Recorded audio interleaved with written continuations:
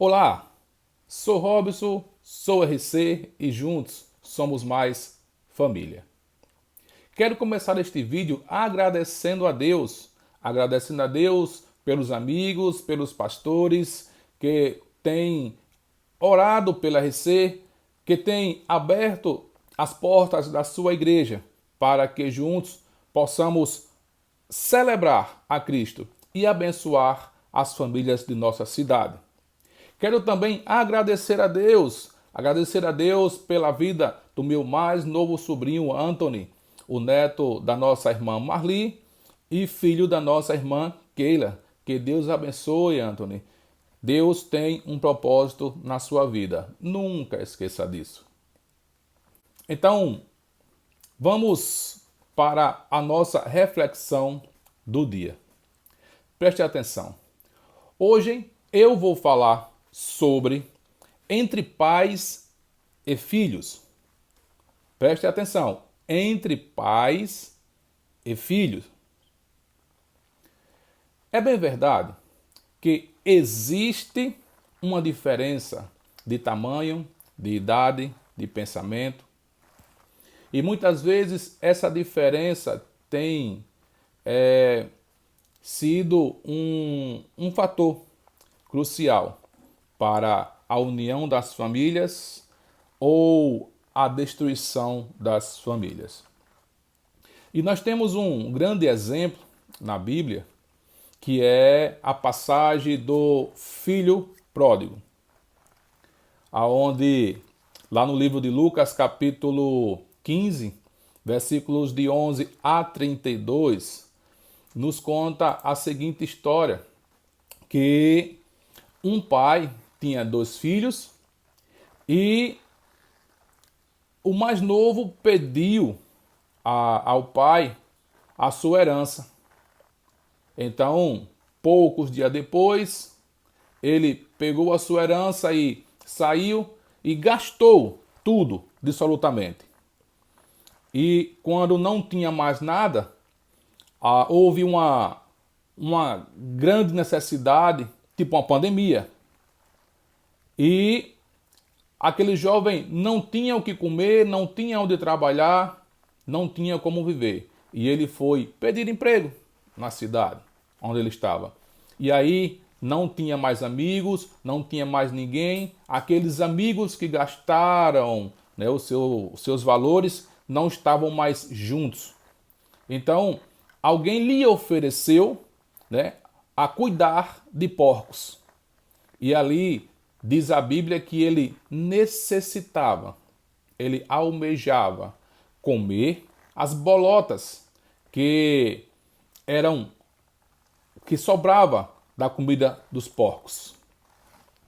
E mesmo assim, ele não conseguia. Então ele pensou: vou para a casa de meu pai, peço perdão a meu pai, digo a ele que pequei contra os céus e contra ti, e vou esperar ver o que meu pai irá fazer. Mas o pai, quando avistou o filho de longe, ele correu, beijou, abraçou e disse que matasse um animal gordo para fazer uma festa, porque o filho que estava morto ressuscitou. E aquele filho que estava perdido foi achado. Essa é basicamente toda a história, tendo uma visão panorâmica desse texto. Mas, amigo Robson, o que é que eu aprendo com essa história? A primeira coisa que eu aprendo, dentre tantas outras que eu irei citar, mas hoje pelo menos estarei citando 2, está a primeira no versículo 11, quando me diz o seguinte: Jesus contou um homem e 2 filhos. Um homem e 2 filhos. Não que Jesus tenha errado, mas o que ele nos quer ensinar, entre linhas, é que um homem e 2 filhos não formam uma família. Existe a necessidade de ter uma pessoa a mais, que seria a mãe. Sendo assim, nós entendemos que uma família é formada pelo pai, a mãe e os filhos, porque o pai tem uma função, a mãe tem uma função, e até para mim uma das mais dignas e lindas da humanidade. Coisa que estão perdendo dia a dia. Quando Jesus ele fala, né, um pai e dois filhos, ficamos pensando lá no Jardim do Éden, Deus criou o homem e lhe deu uma coisa fantástica, que foi a mulher, uma companheira, que eu posso simbolizar como um cubo mágico. A mulher, um cubo mágico, que quando o homem sabe tratá-la, respeitá-la, fica tudo uniforme. Não está. Quem monta isso aqui é meu filho. Não sei como, mas monta. E fica uma coisa espetacular. Mas o homem precisa sim saber tratar a mulher, cuidar, amar, porque Deus, ele tirou a mulher da costela do homem, foi porque a costela, ela acolhe o coração e protege das pancadas. A mulher é um porto seguro para que o homem possa descansar nela. Então, eu entendo que a pessoa da mulher em uma família é uma coisa imprescindível, porque ao homem é dado a destinação de trabalhar, de manter, ser o mantenedor da casa, e a mulher a parte pesada na realidade, né? Mas para mim é a mais bonita, a parte em que ela tem que transformar a casa dela em um lar, um pedacinho do céu, para que o seu esposo, quando ele chegar cansado do trabalho, ele possa olhar para sua casa e não desejar a rua como descanso, como alento. E a mulher, ela tem um dom especial de administrar, sabe? Que quando o homem chega em casa cansado, ela tem aquele jeitinho, sabe? De deixar o homem relaxado e prepará-lo para o outro dia. Existem os dois extremos, aonde pessoas falam que o homem pode viver sozinho e a mulher fala que agora existe uma independência e ela também pode viver sozinha, né? Eu não entendo dessa forma. Um pastor me ensinou que os dois extremos são perigosos. Deus criou o homem e a mulher para andar juntos e serem uma só carne. E aí eu prefiro estar fora dos extremos. Eu prefiro estar centrado na palavra de Deus e ter uma família abençoadora. E aí nós temos o exemplo, né? São dois filhos, faltando uma mãe para ajudar. Segunda lição ainda dentro do texto, eu entendo que são dois filhos e cada filho uma história, cada filho um pensamento, cada filho uma história. Nós devemos estar preparados para criar os nossos filhos. Nós estamos vendo que a sociedade pós-moderna, eles têm trabalhado muito para ter a ideia de se juntar. Se juntar, se der certo bem, se não der certo, separa. E muitas vezes casa-se sem a preparação de estar casado e engravida-se sem a preparação de ser pai e de ser mãe. E aí quando a criança nasce, existe um despreparo e toda a família sofre. Mas, amigo Robson, por que você está me dizendo isso? Eu estou dizendo isso a você porque só amor não basta. Olhem o que eu estou lhe dizendo. Só amor não basta. Você ama o seu filho? Sim, claro que ama. Você daria a vida pelo seu filho? Sim, eu daria. Eu falo isso ao meu filho, que daria a minha vida pela vida dele. Daria a minha vida pelo sorriso dele. E existe uma história que fala que um pai e uma filha estavam à beira da praia e o pai sentou na areia e ficou observando ali a filha. E a filha começou a adentrar as águas. E a água deu na canela e ele ficou olhando, a água deu na cintura e ele continuou olhando, a água deu nos ombros e ele continuou olhando. Quando ele percebeu, a criança já estava se afogando. Então, ele levantou, como todo herói, como todo pai, como eu também faria, como você faria, entrou nas águas e tentou salvar a filha. Então ele percebeu que ele também não sabia nadar e terminou se afogando, todos dois.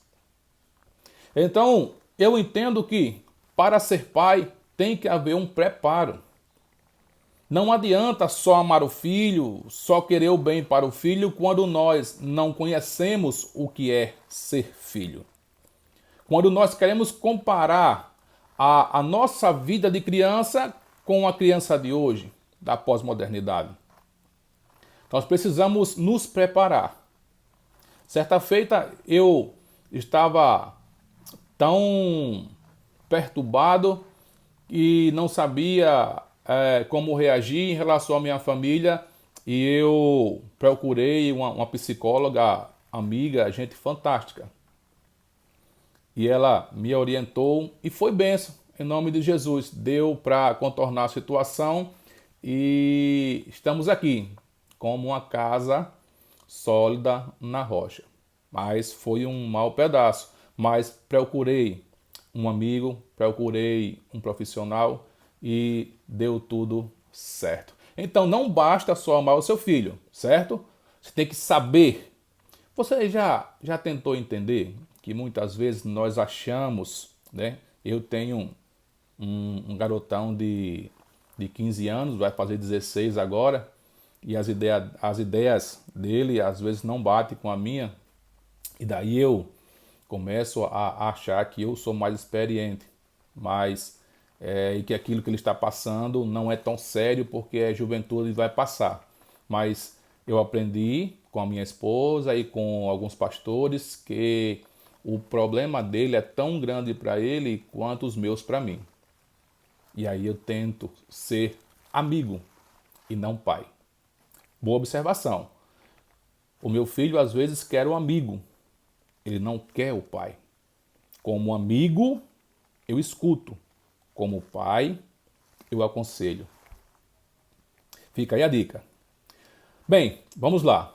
A segunda coisa que eu vejo é que versículo 12 nos diz que o mais novo disse ao pai: Pai, eu quero a minha parte, eu quero o que é meu, e juntou tudo e foi embora. Então, pergunto eu, filhos, quem são as pessoas que estão te aconselhando? Porque a atitude daquele jovem foi que o pai morresse. Porque só se pede a herança quando o pai falece. E quando aquele jovem pediu a herança ao pai, ele naturalmente estava matando o pai. E muitas vezes, devido a conselhos externos, amigos na rua, nós chegamos em casa com alguns pensamentos e muitas vezes proferimos para os nossos pais palavras que os matam dia a dia, momento a momento. E eu quero dizer a você, filho, que a pessoa que mais sabe o quanto você vale não é o amiguinho da rua. A pessoa que sabe o quanto você vale de verdade são os seus pais. Porque quando vocês entrarem numa fria, os amigos somem e os pais ficam para resolver o problema. Seu pai e sua mãe sabem quantas fraldas você trocou quando era criança. Quantas noites perdidas os seus pais tiveram que passar com você, com a barriguinha inchada, muitas vezes sem saber o que estava acontecendo. Foram seus pais que compraram o leite ninho, porque o meu foi NAN, naquela época, 2004, R$ 17 e alguma coisa. São os pais que conhecem o valor dos filhos. Não é um amiguinho da rua que te aconselha. Meninas, não é os boizinhos da rua que sabem qual é o seu valor. São os seus pais. Amem os seus pais. Sigam os conselhos dos pais. A minha mãe, ela bem sabe, quando ela aconselha, pode se afirmar naquilo ali, porque o conselho é de Deus. Quero perguntar agora aos pais. Pais, você conhece quem são os amigos dos seus filhos? Você tem guardado esse estilo de vida? De saber quem é os amigos dos seus filhos? Aquele jovem pediu a herança, certamente alguém estava influenciando, porque não era isso que ele via em casa. Ele fala mais para frente que na casa do meu pai até os trabalhadores são tratados dignamente. E aí eu entendo que para ele chegar a essa atitude, ele foi influenciado. E nós temos que saber quem são as pessoas que estão influenciando os nossos filhos. Pai, mãe, preste atenção. Você precisa saber quem são aquelas pessoas que estão influenciando os seus filhos. Quer seja na internet, quando o seu filho está com o fone de ouvido e você não está escutando, quer seja na rua com os coleguinhas, nós temos que saber, nós temos que ser o melhor amigo dos nossos filhos. Pais, sejam os melhores amigos para os seus filhos, para que os amigos da rua não os roubem esse privilégio. No livro de Salmos, capítulo 1, nos diz: bem-aventurado o homem, a mulher, a criança, o jovem, que não anda segundo o conselho dos ímpios, nem se detém no caminho dos pecadores, nem se assenta na roda dos escarnecedores. Antes tem o seu prazer na lei do Senhor, e nela medita de dia e de noite. Pais, tomem cuidado com os vossos filhos, pois nós somos a característica das 5 pessoas mais próximas que nós temos como amizade. Então, fico por aqui, que Deus abençoe, mas antes eu quero fazer uma oração. Eu quero hoje orar pelos comerciantes. Os comerciantes, não só aqui de Barra dos Coqueiros, mas como aqueles comerciantes que ali da orla, do mercado, do centro, pois eles também são trabalhadores, pai de família e estão passando por dificuldades. Ore comigo agora, em nome de Jesus. Pai, nós te louvamos, nós te agradecemos porque, acima de tudo, o Senhor é Deus sobre todas as coisas. O Senhor é dono do espaço-tempo, o Senhor é dono do cronômetro da vida.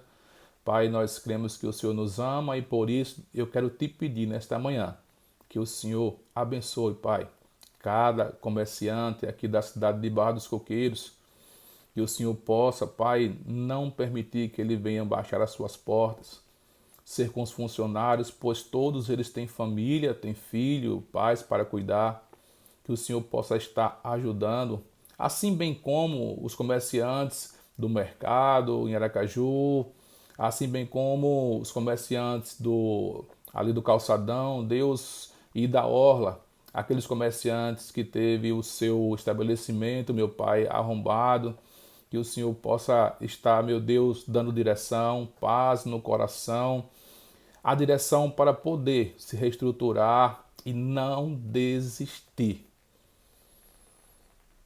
Eu quero dizer a você que passou, está passando por a necessidade do seu negócio.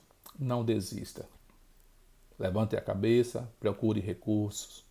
Eu sei que Deus vai te ajudar.